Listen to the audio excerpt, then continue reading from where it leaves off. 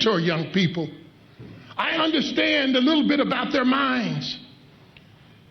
And one of the things I prayed for is I said, here's my prayer. I said, Lord, I pray the adults would apologize to our Gen Zers.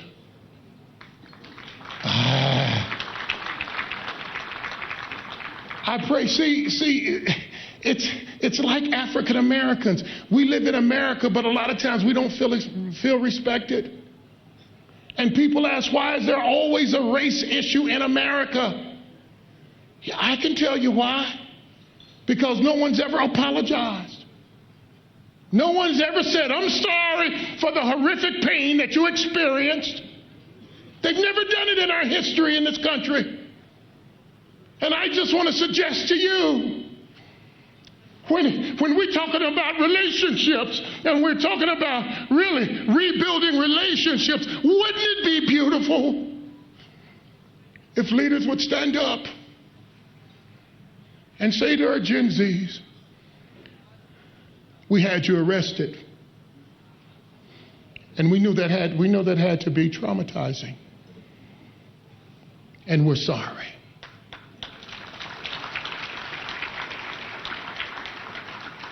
We shut down the internet, and we know that that's your primary source of communication, and we're sorry.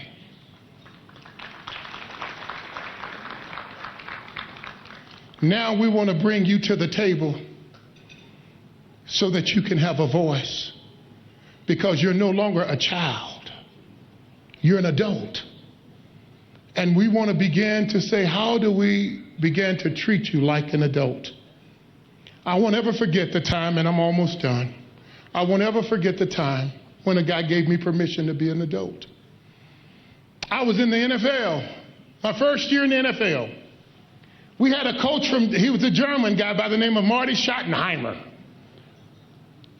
And when I got to Cleveland, I would go in, and when I would see the head coach, Marty Schottenheimer, I would say, hey, how are you doing, Coach Schottenheimer?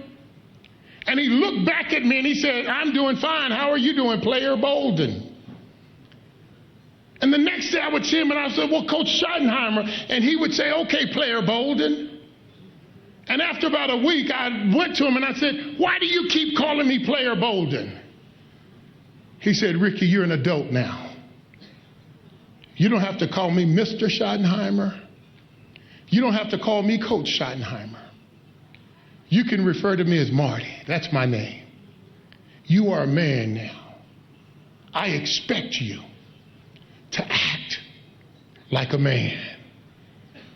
And that's what our Gen Zers are crying for. They're crying for the right to be adults because they are. They've gone to college.